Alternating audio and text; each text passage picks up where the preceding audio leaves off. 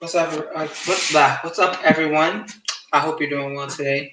This is Raphael Garcia back for episode 26 of the Let's Talk Wrestling podcast. This is again, my name is Raphael Garcia, and today is Wednesday, almost Thursday, July 24th. And first and foremost, I want to say happy birthday to one of my best friends, one of my fraternity brothers, Daniel Watts, who has been cast as the new Ike Turner in an upcoming Broadway play about Tina Turner and her life story. So I want to say congratulations to my brother. Hats off for that. Looking forward to seeing that show when it comes out sometime this year. But we are here to talk about the world of professional wrestling, and we got quite a bit of news to talk about. There's been a lot of things going on. It's going to be, man, this is going to be a very exciting and busy time frame for both fans and those of us who talk and, I guess, cover, I put that in quotes, professional wrestling. But before we jump into that, let's talk about where you can follow us, where you can find our content. You can always catch anything from MMA ratings by going to MMAratings.net, where you can rate the fights. Let us know what you thought of the fights. Grade them on our 10-star system. Or you can talk about how much you anticipate some of the upcoming fights as well, to let us know what you think about those. And as always, you can catch us at MMA Ratings Net on Instagram and Twitter, where you'll see some of our posts. Again, always talking about everything from mixed martial arts to professional wrestling and just about everything in between.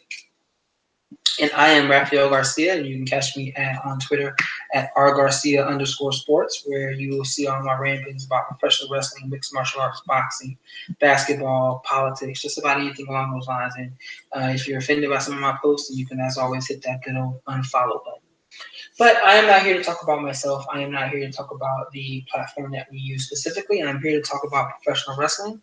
And I want to look back at some of the things that occurred from this week. We have two WWE shows I want to talk about. I want to look forward to SummerSlam and also talk about some of the AEW news. So let's kind of start with Raw Reunion, which was on Monday. Now, this show, it'll be interesting to see what a lot of people say about this show. It's Wednesday going on Thursday, so I've kind of heard a lot of feedback and heard a lot of commentary about the show. And the feedback is, I don't want to even call it mixed. I want to say it's mostly bad. Because on one hand, this event drew 3.1 million viewers, and that lets me know that there are people who are at home on Mondays willing to watch Monday Night Raw if there is compelling content put forth. Now, was Raw Reunion compelling content? Not at all. We are 3 weeks out from SummerSlam, and this show did nothing to advance any stories of importance, really. You had Becky Lynch and Natalia get a little bit of advance. You had The Fiend showing up, so and his match was announced. But outside of that, nothing was really done to advance any other storylines. In fact, this show probably embarrassed all of the newer individuals on the roster. In fact, there's that Seth Rollins picture that's floating around that I might use as a social media post to highlight the show. But there's a Seth Rollins picture that's floating around where he's standing on the outside looking in as the Clique basically hug and embrace. And all those guys are great. I mean, from a nostalgia standpoint, all those guys are excellent. They've been in this game for a long time. You know, they're icons in the industry, but they don't do anything to make me want to tune in next week. And I doubt they did anything to make this 3.1 million people who watched want to tune in next week as well. I mean, you had the final segment was Stone Cold giving probably about a 5 minute promo where he told partial stories, but I thought the reason why this interested me is because I thought they were going to do something with Stone Cold and Kevin Owens, but we didn't get that. We just got him, all the other legends standing there, and none of the people that are currently on the roster. So what should I look forward to next week? What did we learn from Monday that makes me want to tune in next week and catch this show? I can think of absolutely nothing. If I sat down, let's say I had a child and I sat down and I said, we're going to watch Monday Night Raw because when I was your age growing up, all I watched was professional wrestling, and I would go to school and talk about it the next day. We sit down and watch this show, and we're great. These are all the people I used to grow up watching: Candice, Michelle, Melina, Medusa, Mankind was there, McFoley, Stone Cold, DX, Scott Hall. All those guys were there. RVD. I mean, all of them were there. But what do we really learn about the people that are there now? What do we learn about Becky Lynch? What do we learn about Charlotte Flair? What do we learn about Seth Rollins, Braun Strowman, Bobby Lashley, etc., etc.? We learned absolutely nothing. And this was a monumental waste of time to me. There was a lot of story going into this beforehand, talking about the WWE was back into the corner by USA because they needed to pop a big rating. So they put the show together. There's talks about another one that's going to occur when SmackDown moves over to Fox in October, and they're talking about that. There's a potential that The Rock may show up and all that good stuff. But again, what's the point? What is the point? What does this do for those individuals that are currently on the roster? The answer is going to be nothing if they're continuously booked the way they are. And they are booked in a way which none of them are stars. I mean, you got Seth Rollins, who's the champion. Kofi Kingston right now is my, to me, he's the biggest star on the roster just because his name and what he's doing right now as a champion kind of transcends wrestling a little bit. But outside of that, Charlotte Flair, someone who has a lot of cachet to me. Sasha Banks was on the roster. She had a lot of cachet, a lot of crossover appeal. But outside of them, I mean, who really makes you want to turn around and watch? The Bellas are gone.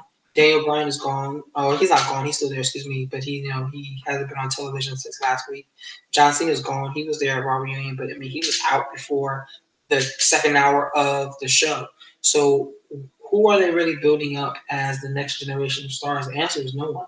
And they have people on this roster that could fill that void. They have Kevin Owens, they have Seth, they have Bray Wyatt and his new character, they have the New Day, they have Ricochet, like I said, they have Sasha, they have Charlotte, they have Becky, they have so many different names on this roster that could be stars. This is the best roster that we've ever seen in WWE. If you took this roster and compared it to the best group that you can find during the Attitude Era, today's roster blows it out the water, especially from a work rate standpoint and personality standpoint. This roster blows it out the water. But it'll never seem that way from the way that these individuals are booked. And that's an unfortunate situation. We have this old guard of WWE talent that's going to be consistently booked, WWE legends that are going to be consistently booked as getting over on the newer talent.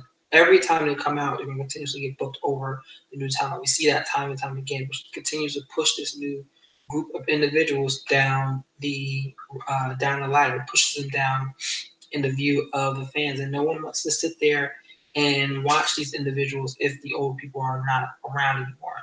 It'll be interesting to see what that ratings number is next week and in the weeks to follow, because that 3.1 million viewers is the biggest rating that Raw has had in 11 months.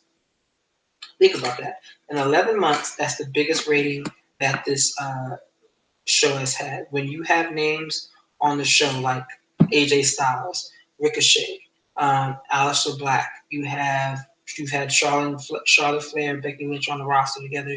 You've had Bayley and Sasha Banks there together. You've had Daniel Bryan. Like, you've had so many people on Monday Night Raw, and they can't do a 3 rating without bringing back the legends. Now, 3 million people, there are a lot of people. You know, the ratings that they've been having lately in the twos, astronomical amount of people, but they've continuously seen this year specifically lower and lower ratings week over week, and that is a problem. We know that people are concerned about that. There was an interesting piece, I think, in Variety this from Monday, talking about how Vince McMahon can no longer spend this, and it'll be interesting to see what's said from the investors' call that's coming up, because this can't be spent.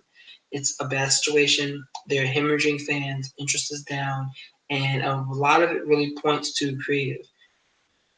Creative has gotten better since, going into WrestleMania up through lately. It's gotten better, but it's still not up to par. That's going to get people watching week over week.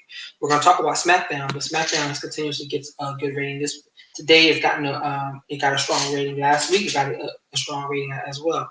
So that show is going up, and that show is headed towards Fox in October, as we said, but it's still not strong enough to make people build confidence in what the WWE is doing.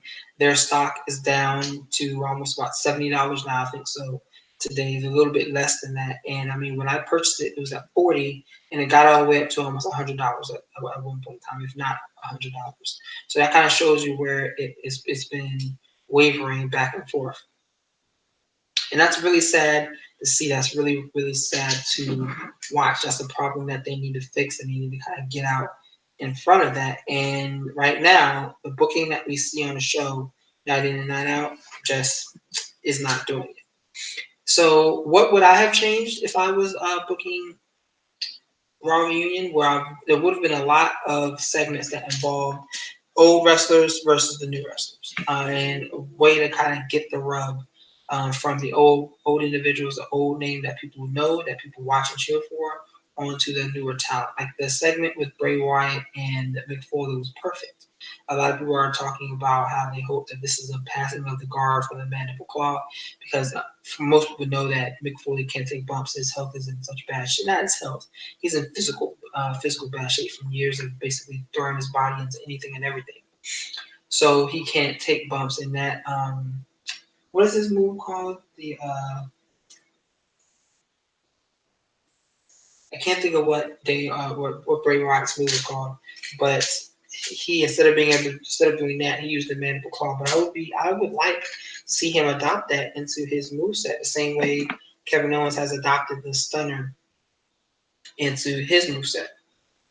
But I would have changed the involvement. There would have been more interaction between old wrestlers and new wrestlers. Someone like a Roman Reigns, have him get involved with, I don't know, Ric Flair or John Cena or someone else. Did Reigns and Cena ever have a match together? I believe they did. I feel like that. I don't really remember. I'll have to look that up. But get these individuals into segments together where the newer guard get over more often than not.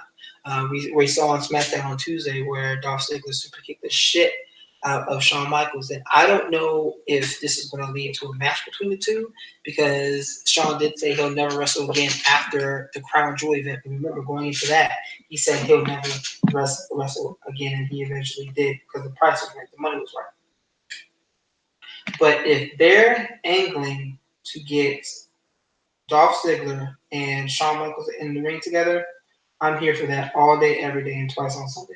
Because we've always seen that Ziggler is being compared to Shawn. And while that's a tough comparison for anyone to live up to, this storyline itself that they may be developing creates some interest around Dolph, where that interest has been waning for years. But we're going to jump into that talking about SmackDown. But as I said, the biggest change I would have made to Raw Reunion is getting more involvement between the old guard of wrestlers and the new guard. I think there was a lot of opportunity there that they just didn't do themselves any favors by going in the opposite direction, and it basically fell very flat. Even though the show got a high rating, even though it popped the number that they were hoping that they were supposed to pop,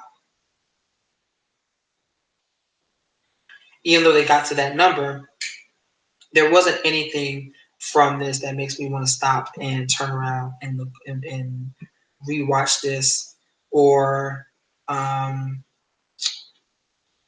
there wasn't much to talk about. So we're going to end there.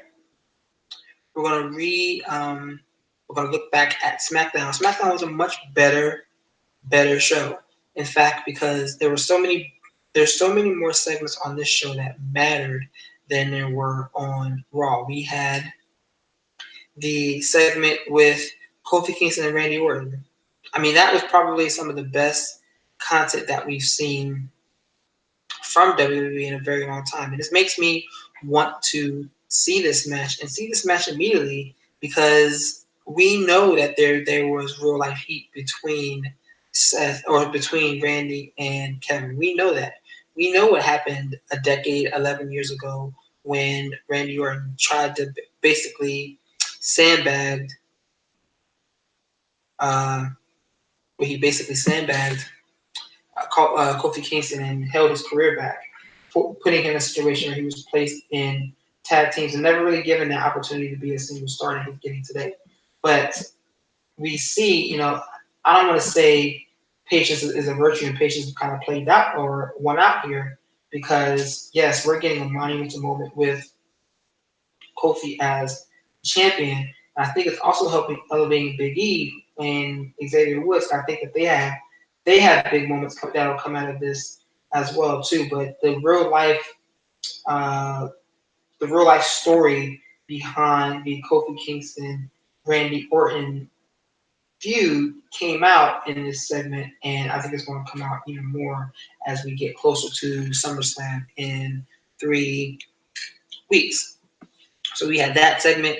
We had the segment with Dolph Ziggler, The Miz, and Shawn Michaels. Where Shawn Michaels hit Ziggler with the line of all lines, saying that he's basically a knockoff version of him, and he's failed at that. Something along those lines. I don't remember quote for quote, but it was one of those lines where you're like, if this was 8 Mile, and if you don't understand that movie reference, then everybody would have thrown their arms up in the air. The mic would have been dropped, and that was it. But instead of dropping the mic, we got Dolph Ziggler super kicking the shit out of Shawn Michaels.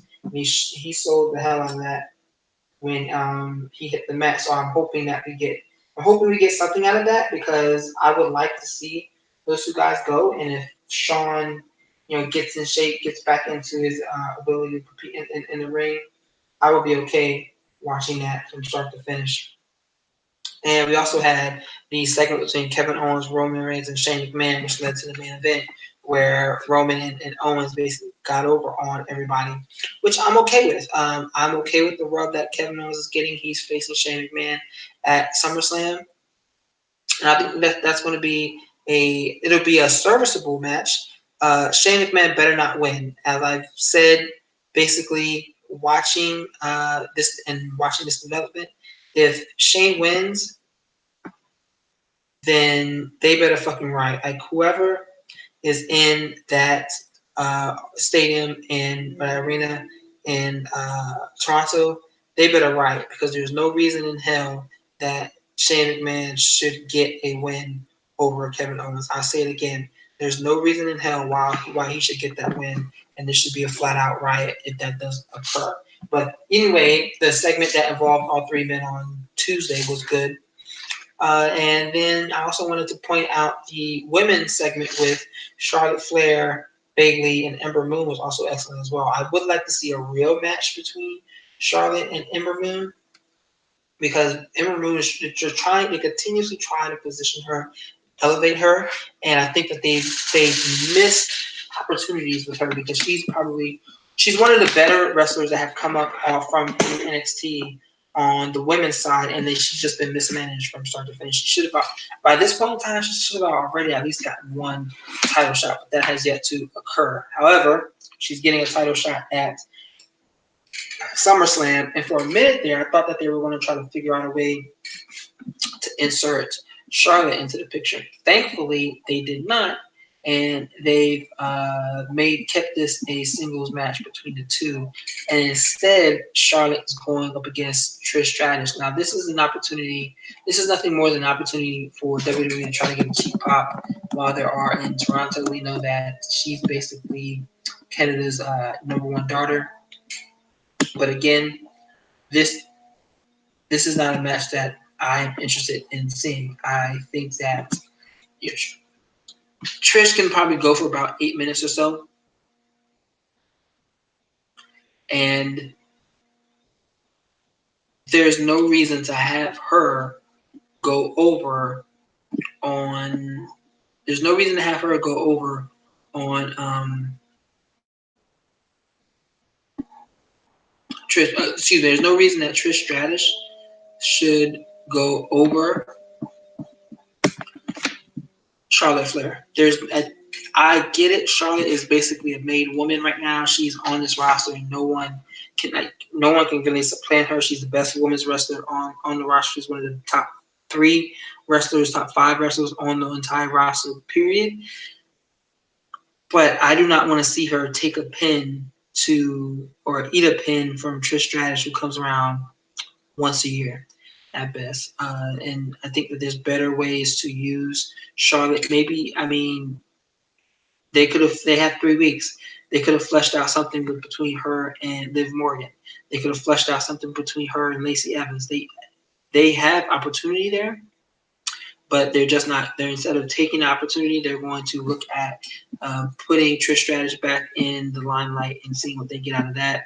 For me, it doesn't do anything. But this isn't the match that's meant for me, as we've seen time and time again. This is an example of how WWE programming is entertainment first, and then that sports in air quotes section second. So that's what I think about Raw and SmackDown. I wanted to talk about SummerSlam real quick, and we're 3 weeks out, as I've said a couple of times, and I'm just not excited about this card.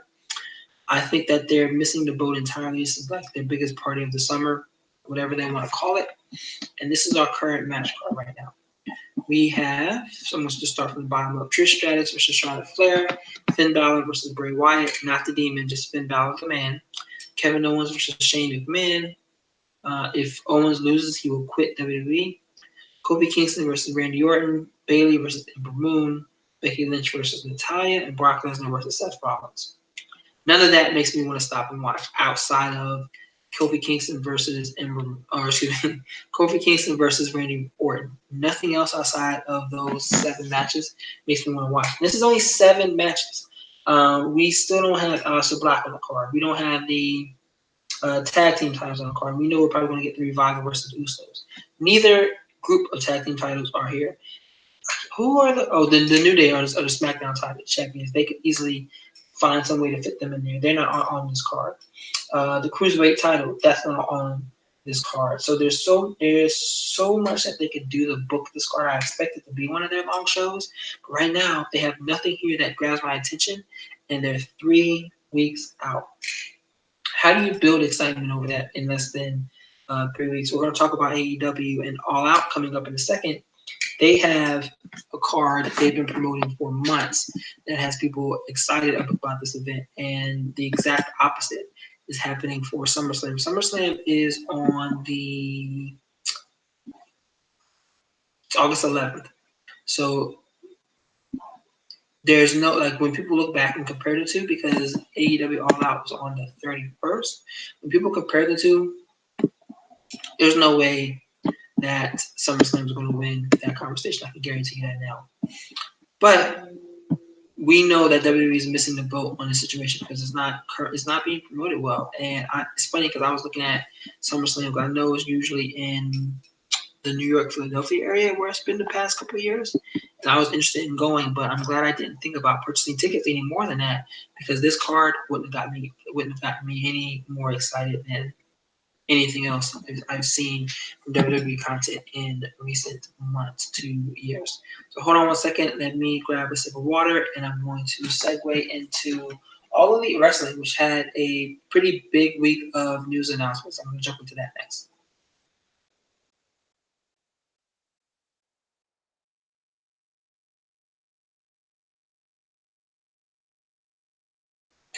So, All Elite Wrestling. First, the biggest news piece is that the news broke today about their television debut is going to go down on Wednesday, October 2nd on TNT. And they will continue to be a weekly traveling show, Wednesdays at 8 p.m., 2-hour slot. So that immediately impacts I want to call this era like the Wrestling Wars era, whatever you want to call it. Somebody else comes up with a better name, fine, let me know. But this is going to kick that off because according to Sean Ross Sapp earlier today on the Listen and Your Boy, he said that Vince McMahon has already made it clear that he plans on competing with them wherever they are. So wherever the All Elite, goodness, wherever AEW decided to go from a day standpoint, NXT was going to go up against that. And I think that's the right move, because you have Raw on Monday, SmackDown on Fridays, and NXT is a brand that captures that same market, that captures that same target audience, and they have the roster. They have the roster that can go head to head with AEW just within NXT. Forget about everybody that's on the main roster, but they have the type of matches, the type of storylines, and the type of talent that can go head to head with AEW. And they also have it on a platform where you don't need cable to watch. I don't know if TNT's on regular cable. I gotta look and see if I have that channel. But it's going to be interesting to see what the impact between the two are. This first show is from the Capital One Arena in Washington, D.C. So I looked up because that's right down the street from me. I need to know going. I'm already on the horn with my people. Talk about getting a suite like we did for SmackDown. What was that? The 25th SmackDown show that just recently passed. So we're going to get on board with that and make sure we're in the building because that's going to be a historic moment now that a new North American promotion is kind of jumping into the mainstream. And this news today is very good for the industry because, as we've said time and time again, people that know what the fuck they're talking about, this breeds for competition, and competition is good for everybody involved. It's good for the fans, it's good for the talent, it's good for the companies themselves because it forces them to be more creative. This is exactly what we need. And from my standpoint, everyone should be happy. If you're not a fan of WWE, great. You have alternatives. If you're not a fan of AEW already, great. You have all alternatives. That's the whole point. As I used the analogy a while back, imagine if you play video games and there's one video game that you can play. Just one. There isn't any one you get one per year. There isn't any need to post a there isn't any need to post or isn't any need to create new games because there's just going to be one every year. Everyone gets the one same game on the one console with no competition. There wouldn't be any originality, any creativity, anything special to look forward to, and that industry would suck a fat one. And that is what is important about this change in the industry right now because now we know that WWE is preparing to preparing to compete with AEW. When WCW came around, as Dave Nelson was talking about, I think he tweeted it yesterday or today, when WCW came around, Vince McMahon wasn't prepared. This time, he's not letting AEW sneak up on him. I think that's important. While their creative quality on the main shows, SmackDown and Raw, hasn't been great, I think if they go head to head with All Elite Wrestling with NXT, we're going to see some great results for both brands because it's going to continue to elevate them. And I'm excited about that. Everyone should be excited about that.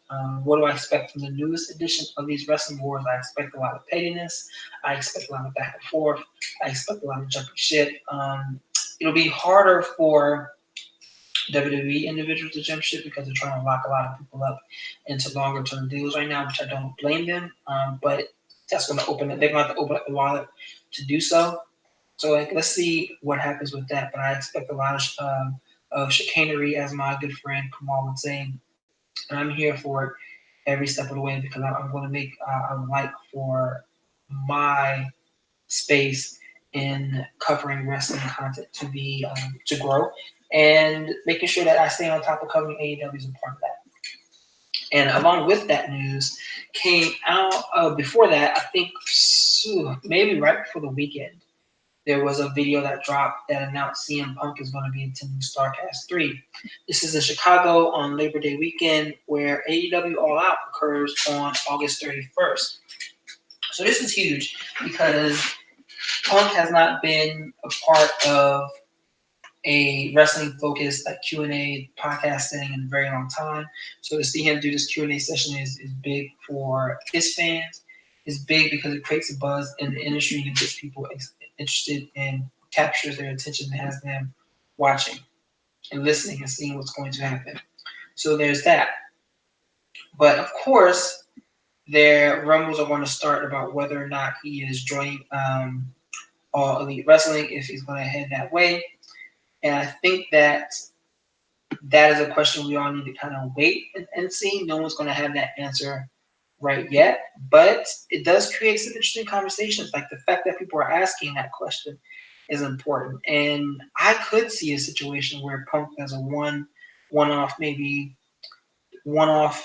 two matches, a small program, because we've seen the video clips of him doing stuff under a mask and kind of like surprising people and stuff like that. So that is pretty cool. But the idea of him coming back as a coming back as a what's the word?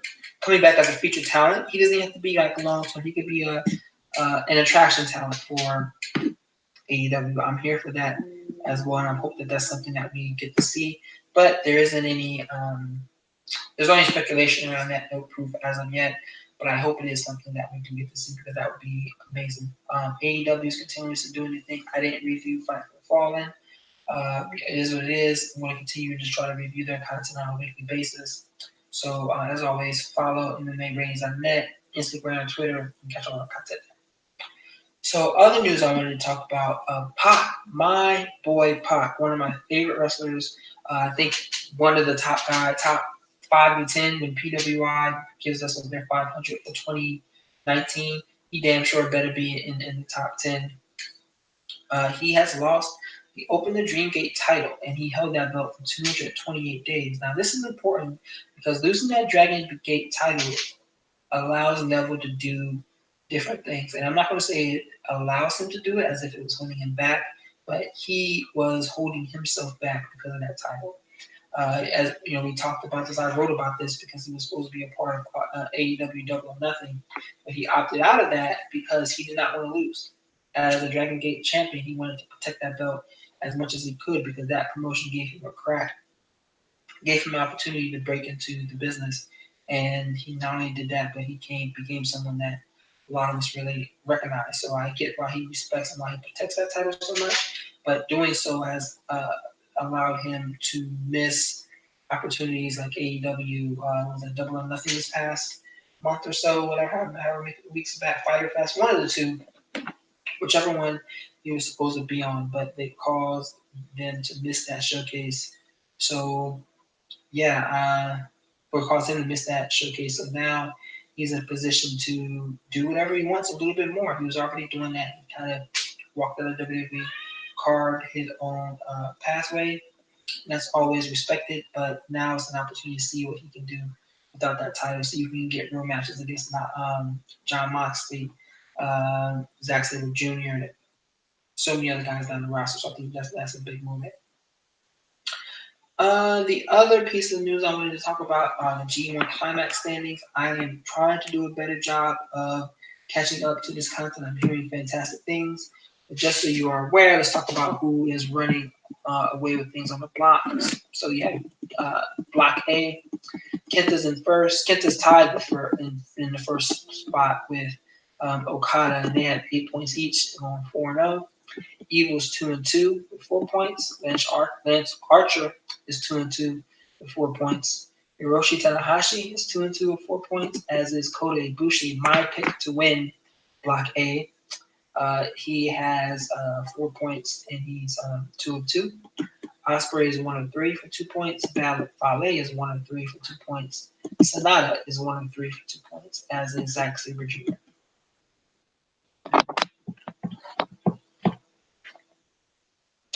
Then we have Block B, where John Moxley is the top guy right now. He is on top with 8 points. He's 4-0 with 8 points. Juice Robinson is 3-1 with 6 points. I'm kind of surprised that he's in second place. I don't think that'll last too long. I think Naito will make a run towards the end. Tomohiro Ishii is tied for, he's in a 4-way tie right now with Toru Yano, Shingo Takagi, and Tetsuya Naito. They're each with 4 points at 2-2. Tai Chi is also at 4 points with 2-2. You have Hiroki Goto. He's at 2 points with 1-3. Actually, him, Jeff Cobb, and Jay White are all at 2 points with 1 win and 3 losses. So that's where we are right now in G1. We have a lot of way to go. I think the 5th night just passed. I believe either the 4th or 5th night just passed. I'm not sure when the next. I think the next one might be Friday. So I have not had the opportunity to go back and watch all of them. I watched the first one, but obviously, coming on at 5 a.m. Eastern time, that's not happening for me. But it seemed like there was a lot of good responses to what we've seen so far. So that's where we are with G1 Climax. We are four matches in, four matches in for the wide majority of the group. And yeah, we have Moxley on top of Block B, and Kenta and Okada tied for the top spot in Block A. So that's really all I wanted to talk about today. We talked a lot about the news coming out of WWE and the AEW announcements, so that's going to be pretty big. And just covered the other topics in Pop and G1. So as always, you can continue to catch us at MMARatings.net on Instagram and Twitter.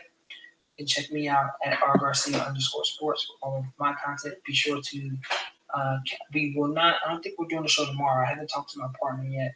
If we're doing a pod tomorrow night, I gotta follow up on that. But usually we are here on Thursdays at 9:30 Eastern Standard Time to talk MMA. So this is a big season for MMA if you follow that sport, because there are 23 weeks left in 2019, and there are 19 events across these 23 weeks. I think started with last week. So yeah, shit ton of MMA going on, and that doesn't even include Bellator and Glory and the other and one and other events that are going on too. Like that just made me tired just thinking about it. But I'm not here to talk about that right now. I'm here to talk about professional wrestling, and I just did that for the last 40 minutes. So as always, please be sure to like and share our content. Please share us across your social media channels. Follow me at rgarcia_sports, and follow MMA Ratings.net on Instagram and Twitter. As always, go to MMA Ratings to like and rate the fights. So with that in mind, everyone have a great weekend. Enjoy the rest of your hump day. Well, your hump day is basically over. It's Thursday now. So enjoy the rest of the week and be safe this weekend. Have